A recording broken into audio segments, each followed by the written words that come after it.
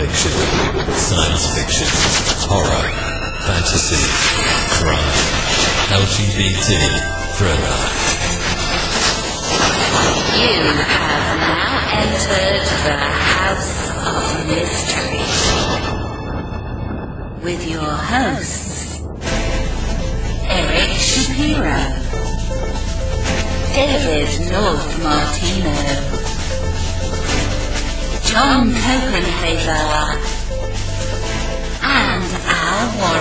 Heard on Tuesday, 106.5 FM Los Angeles, 102.3 FM Riverside, and 105.0 AM Palm Springs. Welcome back into the House of Mystery. I'm Al Warren. Mr. Joe Goldberg is back again. I'm in the house, Al.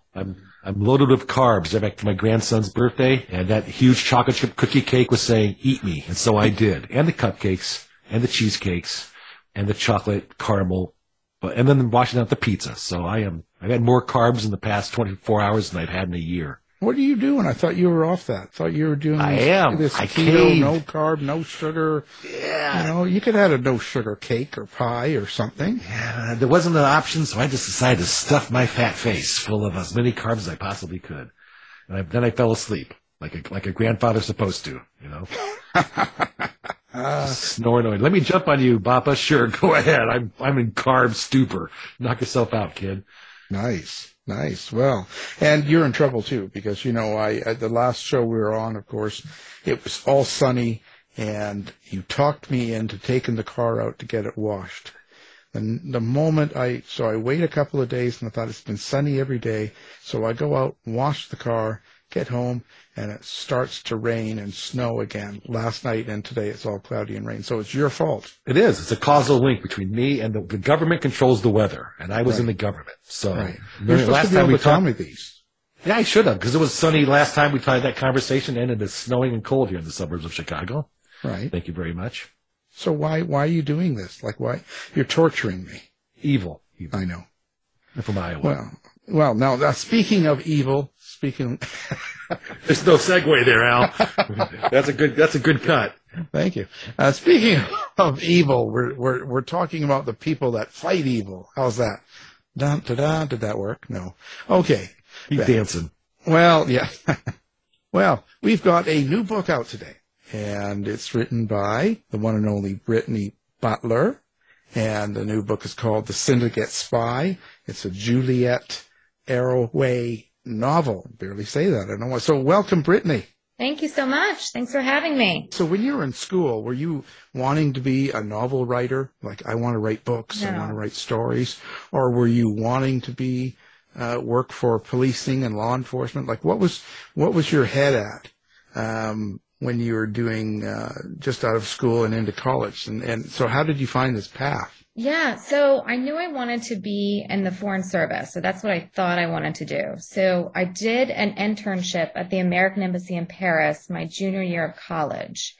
And that was really instructive for me because I figured out what I didn't want to do, right? And I think that's part of what we do as young people, you know, just trying to figure out what we want to do and what we don't want to do. And I worked in the consulate section at the American Embassy in Paris, and part of the job there for the consulate officers, and as an intern there, it was my job, was to run name traces, basically research on the names of applicants that were applying for a visa or a passport.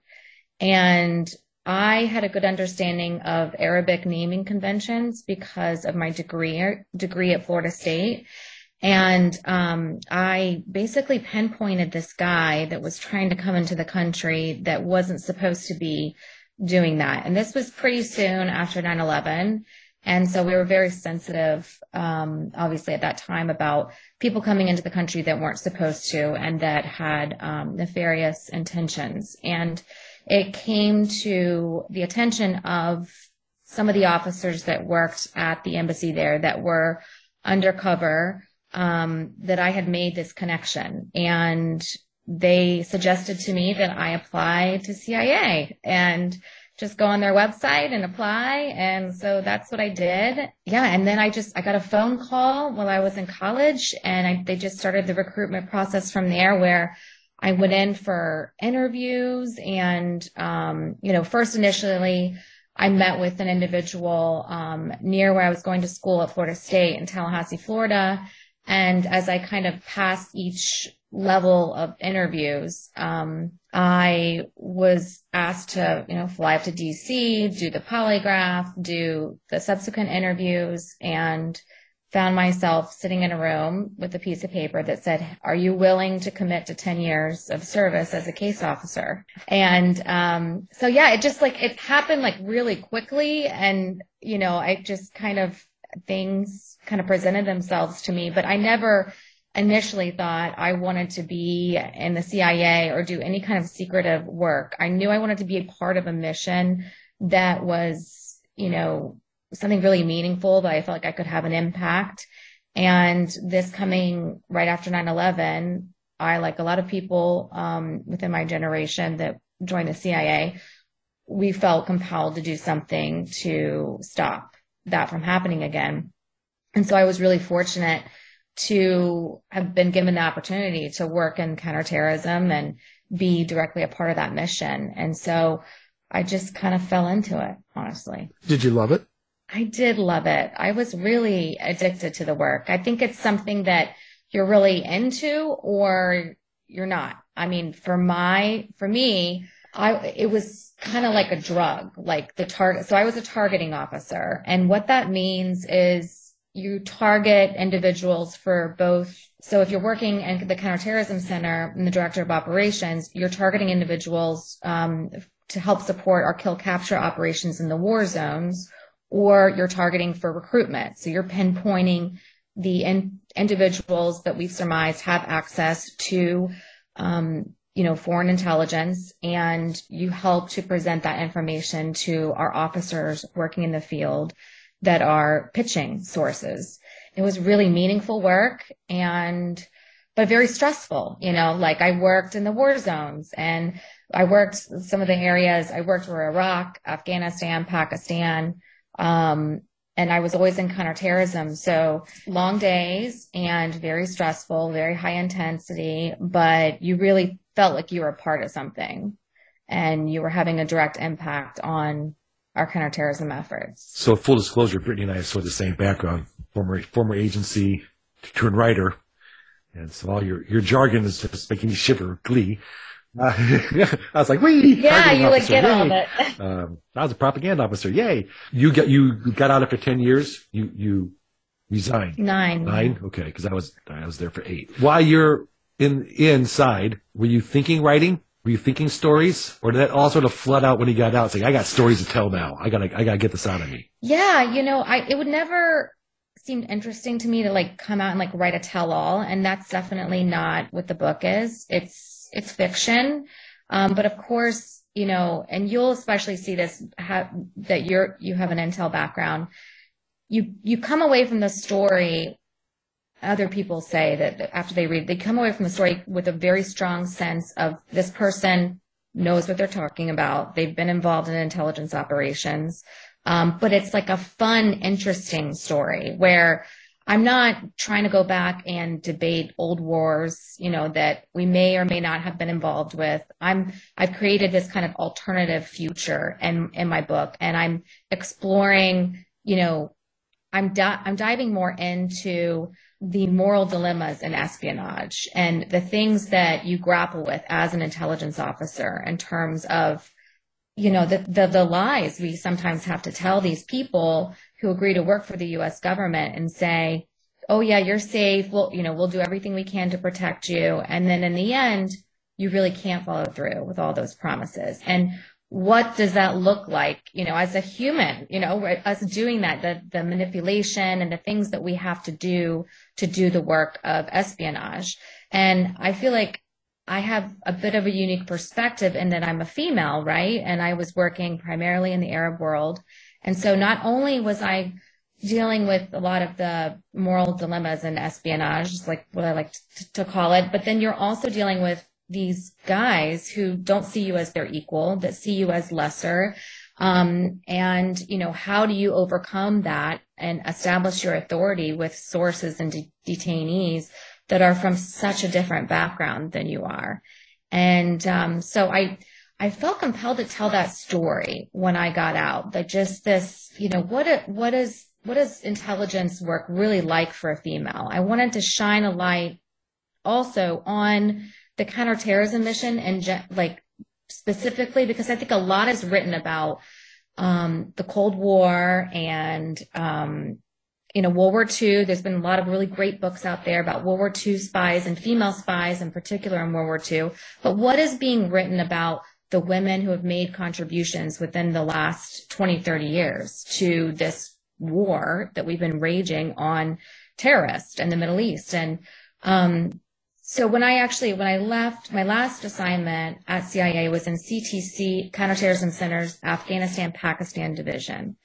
And I left in 2014. So we're still very heavily involved in Afghanistan. And after I left, I knew I wanted to do something for women's rights in that area. And so I joined an organization called Women for Afghan Women. And I was really inspired by a lot of the Afghan women that I worked with, and they refused to be victimized. They were extremely strong, resilient women that just really wanted the same opportunities that American women had. And so in my novel, I wanted to tell two different stories, right? The female perspective in espionage, and then a powerful Arab woman, and what does that look like together in terms of if they were both going to work, if they worked together to try to achieve, in my book, they're trying to win this global energy war, what would that look like? And so that's kind of how the story developed, and that I wanted to showcase females in intelligence, but then also showcase strong Arab women, and what they're doing to further what they did to further the counterterrorism effort. Well, you kind of took my questions, the main themes. What was hard of that?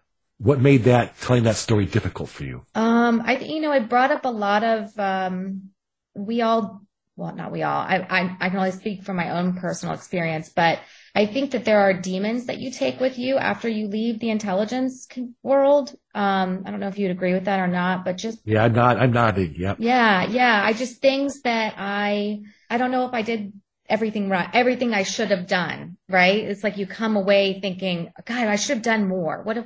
Particularly I worked Afghanistan, Pakistan, right? And you look at what's happening with the Taliban and you watch, they're taking all over, or they took over Afghanistan again. And as a targeting officer focused on Afghanistan, Pakistan, I'm like, oh my, did I do enough? Did I do enough to, help further, women in that area? Like, could I have done more? That, and then I had friends that died. I had two friends that died in Coast in the CIA attack, the suicide attack on the CIA base in Coast. And, right. It's very hard when I think about everything that we gave up for a lot of those conflicts, and what do we have to show for it? Well, how'd you translate those emotions then, those conflicts, into the book? How'd you make the characters say those things so your readers can get something out of it? So I think you'll find some similarities in things that have happened in the news and the media, like the Coast bombing, and what my characters deal with in the book. There's an incident. There's the main character, Juliet Arroway. Her father dies in a suicide attack at a CIA base. How that motivates her to do the work. I'm kind of looking at, again, this alternative reality, this future is where my book is set. And I'm looking at the generation after ours. And what if these conflicts are not resolved? What if these wars continue and we're back to where we started right after 9/11? And so I'm telling like the story of what that would look like. So for instance, Darren Labonte was the case officer that I worked with in Jordan who died in the attack on CIA base in Coast, Afghanistan in 2009. And he had a daughter, a 2-year-old daughter. And I remember him telling me a couple months before he passed away, I feel like I'm not totally present and able to be there for my daughter and my wife the way I want to be because of this work. And that kind of haunted me because he died, 2 months later. But then also I wanted to kind of write a story. Like, what if his daughter got involved in intelligence operations somehow? And and that gave me like her motivation to basically try to win the war that her dad couldn't stop and that ultimately caused him to die. So you'll see some of that in the book, some real life experiences from my work at CIA, but told in a fictional way. Now your main character there, Juliet, I'm going to say how much of yourself goes into her, but in a different way. I'm going to say, because you talk about your feelings toward the rights of women, as well as, a woman being an operative and being that person before. You have a lot of experience that most people don't have. Were you conscious of writing that sort of torment into Juliet's character in this book? Oh, yeah. I mean, I'm sure you can tell through just like what I'm talking about. It was therapeutic for me in a way, because I was able to get out on the page, create this character, create this world where she's able to achieve equal rights for women in the Middle East. And she's able to do all these things that she set out to do initially. I think that, and again, I would love to hear your perspective on this. Oh, yeah. If you ever feel like guilty for leaving the intelligence community and, maybe I should have stayed in longer. And, but I think as a mother, I have 3 sons, and for me, it got to be too much. Something had to give, and I didn't want my sons to suffer. Like, I was okay with my career suffering, but I wasn't okay with them suffering in the sense that I just couldn't be there for them in the way that I wanted to. And obviously, having been so close to the people that died in the coast attack, I knew that it could be me one day.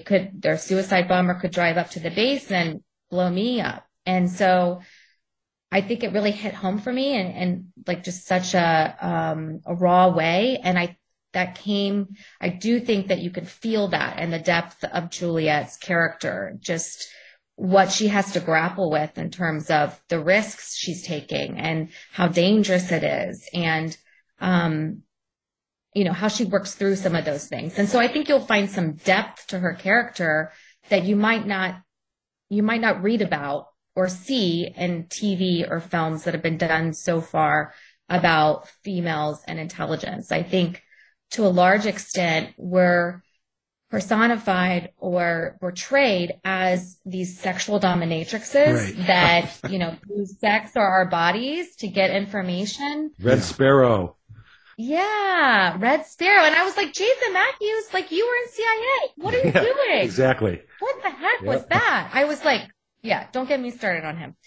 So, but I was like, okay, there's so much more to us as intelligence officers. We use the same tradecraft, the same intellect. And this, like, your first day CIA 101 was like, you don't use sex for information. This is just not something you can ever do. And if you ever get caught doing it, you're out of here. Yep. Yeah. So, like, it's just ridiculous. So, and I get it. Like, I love to watch entertaining things like that. But I also think that, there's a way to incorporate, and there's a lot of sex in my book. There's a way to incorporate sex, but in like a meaningful, interesting way. Not that like all female intelligence officers are like these, hoochie mamas. Yeah. So you don't all wear big, huge heels, spike heels and leather and run around like that. You can't? Yo, geez. I did. Yeah. Well, I'd like to see that. Yeah. No, you wouldn't. No. Well, no. That's why he's out now. I try to change the subject here back to the book thing before I get myself any deeper. Because just not that anyone cares, but our experiences are very similar. I got out because of my wife. I didn't want to travel. She wanted to stay, the whole family connection thing. But I did walk out with a level of guilt. 9/11 happened after I left, and the phone started to ring. Would you go back in? Could you come back?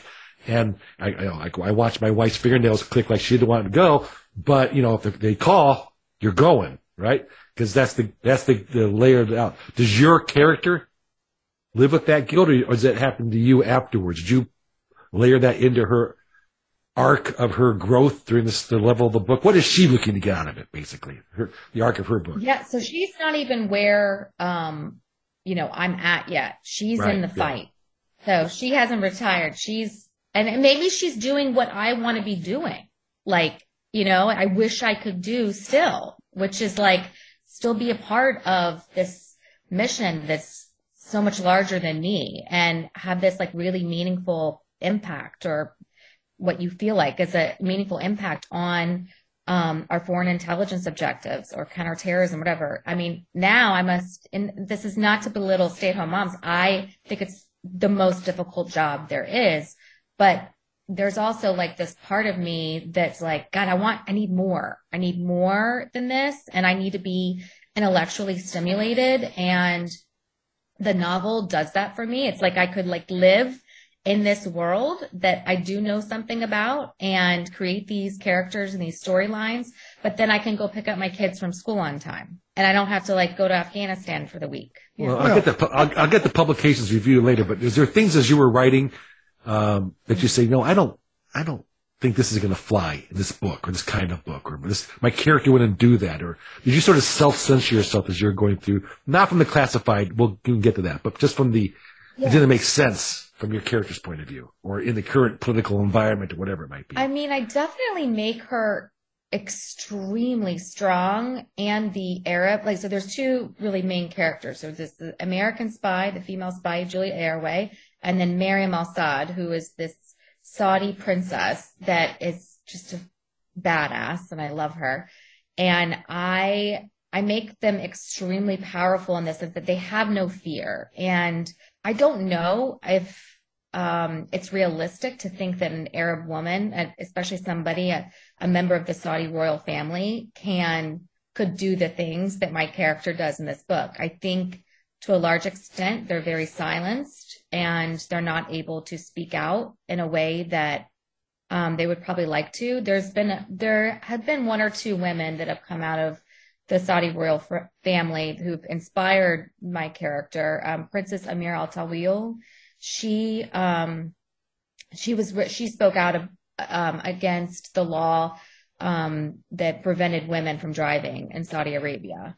And so, women like that, I really tried to kind of mirror this character after, but then, as you'll read in the book, what she's able to achieve, I really hope one day Arab women can, but I'm not sure how realistic it is. Well, so who's the bad guy in your book? Is it society and the not the anti-woman, but the women at the fight? You were inside. I guarantee you were fighting inside against the male-dominated culture, and your female characters. What's the enemy? Is it a person that represents that, or what is it? Yeah. So his name is Aziz. And he basically wants to establish the caliphate again.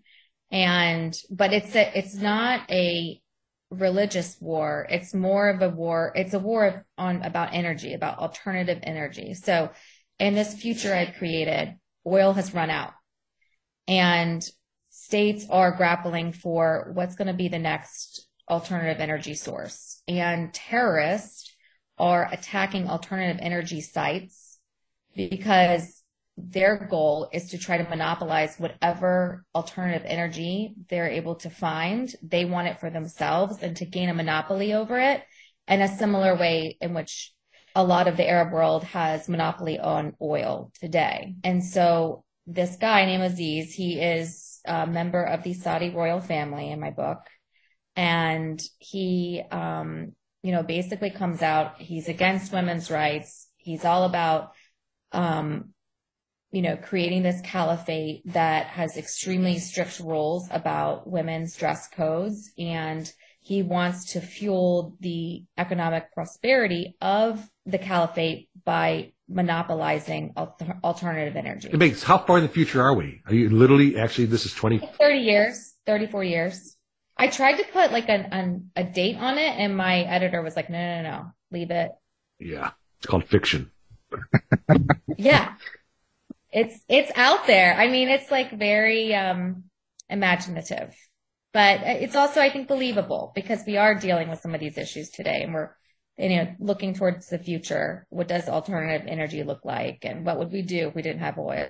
This is going to be a series. So did you have this all outlined? Do you have kind of the structure of the story and what your character is going to go through outlined ahead of time, and then you develop the character, or did you have your character fully developed and then decide which things to put her through? Yeah, so when I first started writing, I just started writing, and that was a mistake. I probably wasted a lot of time because I did need to outline. I needed to get a better sense for, okay, the character and the plot and the character arc and all the things that you need to do as a novelist. I don't think I really understood the mechanics initially. I just wanted to see if I liked to write, and turned out I did. So then I taught myself to write, and I read a lot of books on the craft, and went to some seminars and stuff like that. But the most important thing was I just wrote. I just kept writing, and I kept on submitting my writing to editors.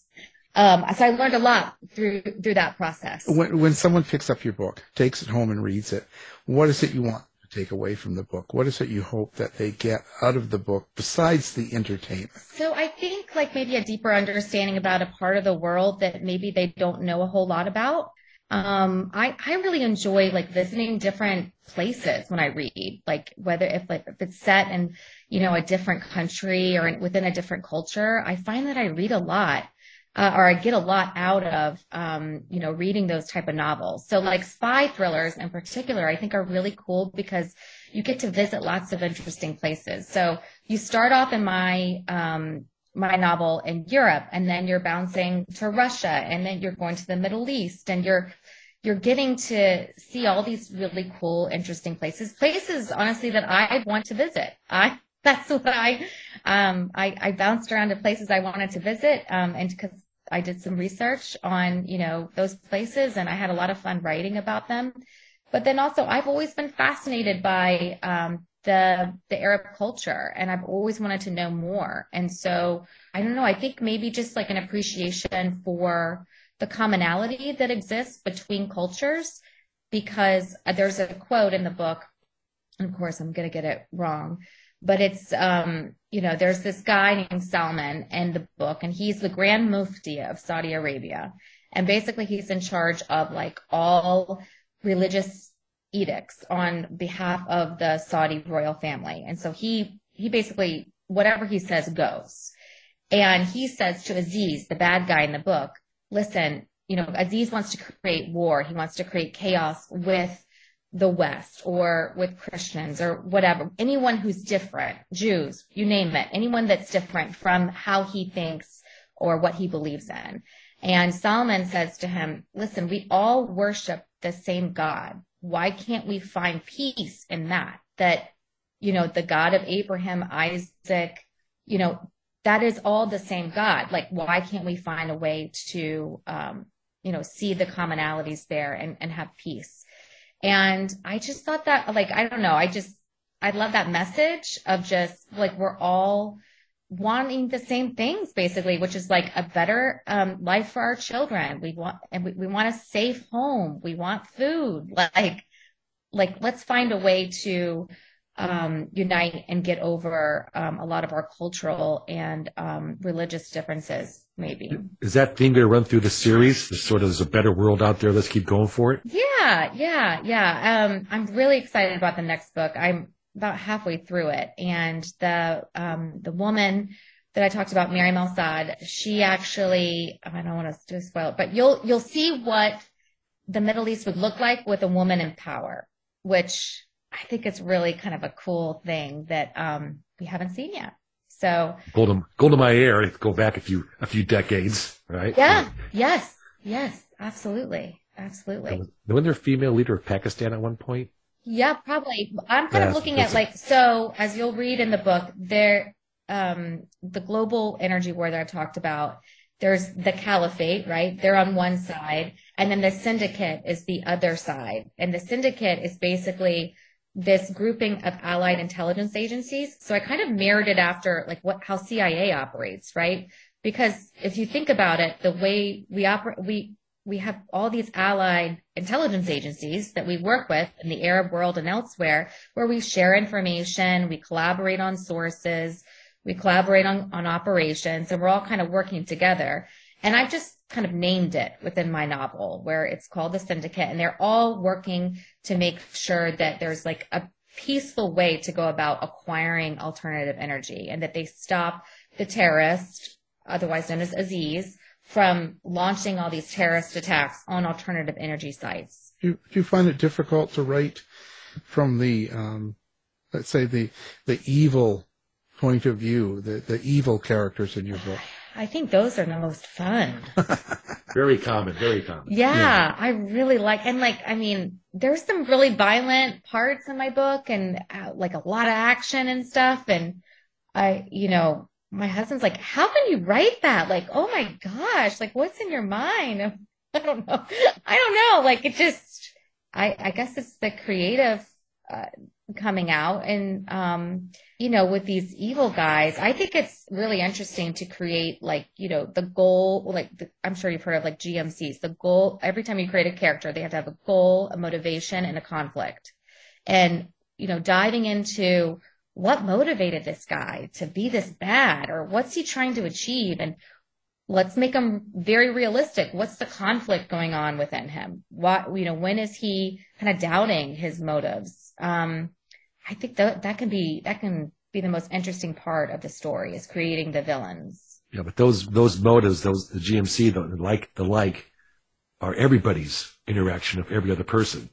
So you don't have to be a Saudi prince or a leader of a country or a former an agency person to say, I have these characteristics that are good and bad within me. And I always find a good torture scene is good for my relationship. It's good. It brings out the best in my marriage. No, but you have those things in you. And if your husband says where those come from, they come from the world that you've created. Yeah.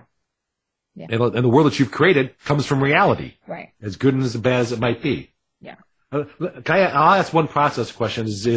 You had to put it through publications review. Did you have any problems with them? No. I mean, no. The only things I've had problems with is I was asked to do one interview for Foreign Policy magazine, and I don't know if you guys heard of their I Spy podcast. Yeah. I want you to tell one operational story from your past and whatever. And I sent him one operation, and basically the whole thing was redacted. And so, all right, well, never mind. I can't do this. But they have no problem with my fiction book. Exactly. There was nothing redacted. Right fiction. They're totally fine. And that's why I did it too. I I didn't want to give away the farm. I wasn't interested in any of that, Yeah, I've talked to my nonfiction friends who say they get redacted to death, and us fiction people, no sweat. We're totally good. Yeah. Yeah. Well, where do your characters come from? Where did you get them? Do you just dream them up? And what kind of relationship do you have? And this is kind of a weird question, but a lot of fiction writers will talk about their relationships with their characters as if they're real. Well, I'm hoping my husband will not listen to this podcast now or this show, but I think that any female author who writes a little bit of romance, I think you're always kind of like the guy in the book that you're writing, you're kind of in love with him a little bit. Like you have this relation, like you create the guy of your dreams. Of course my husband's the guy of my dreams, but like it's really fun to create these characters that have the dimension, but then also like in the depth, but then also are like totally hot and like, 6'4" and, big muscle guy, whatever. Why not? So yeah. Quit describing me. Yeah. I mean, that's you. Yeah, totally. And then, so I would say there's that. I have the love interest. And then I've also pulled from people in my life, that, have inspired me. I mean, I talked about, the Afghan women that I worked with, at the Human Rights Organization, and Princess Amir Al-Tawil. There are people that, I've drawn from them, real life people, and created these characters, taken the parts I want to and made up the rest. And I think someone like Juliet, my heroine, of course identify with her. Of course, like my father actually passed away whenever I was writing this book, and her dad passes away in the book. And I'm able to communicate in such a raw way that those feelings. And so of course, like Juliet feels very personal to me because I've infused her with a lot of my emotions. And I think some of my best writing, honestly, is during some of the hardest times.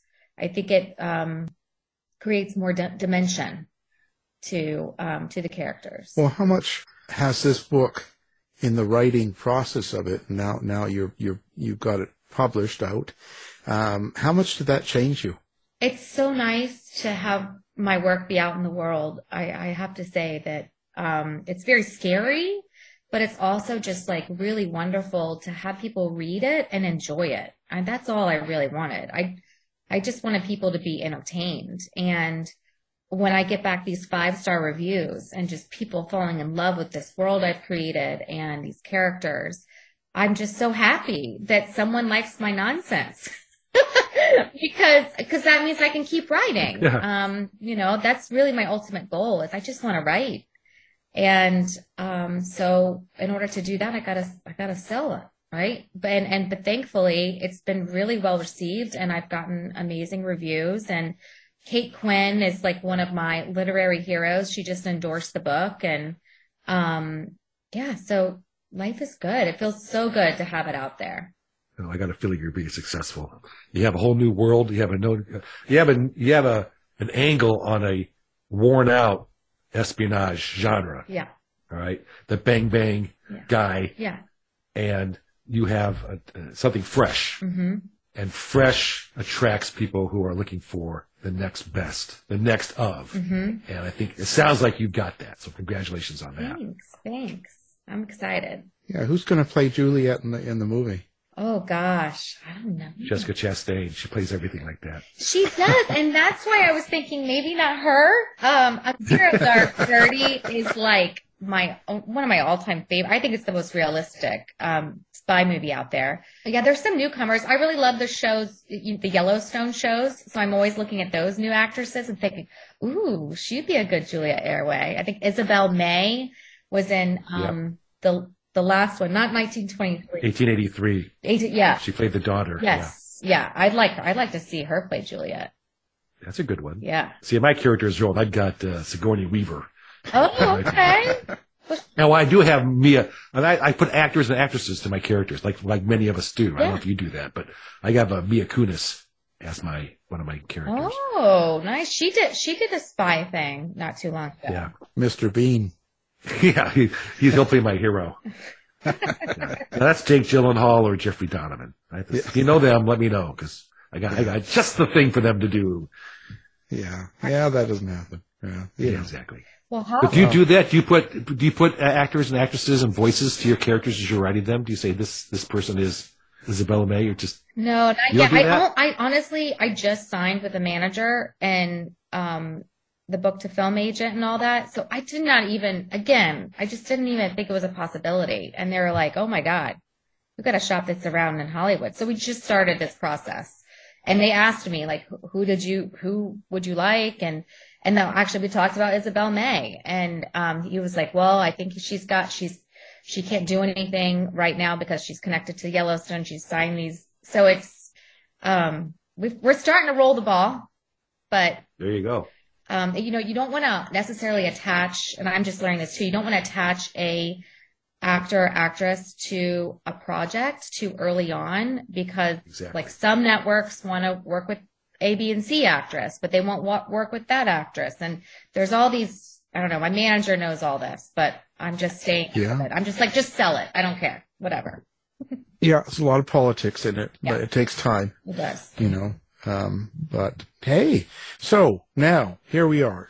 How do people find Brittany Butler? So do you do social media? Do you have TikTok and all that? Do you have a website? And how is it you like to interact with your readers? Yeah, I do. I do all of that. I am all over Instagram. I'm at former spy one, the number one. And it's the same handle on TikTok at former spy one, the number one.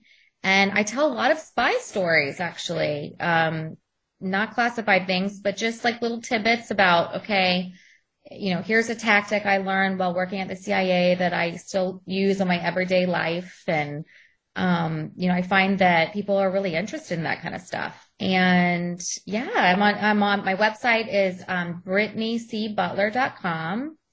And then, of course, you can buy my book, The Syndicate Spy, everywhere books are sold, Barnes & Noble, Amazon, your local bookstore, you name it. Well, perfect. Of course, we'll have all of that up on our website, and people can find you with one click. And like you said, it's available today. So, but you do surveillance techniques, don't you? You still pay attention. Oh, for sure. Absolutely. For sure. All these years later, I just wrote about my blog. You still do. Yep.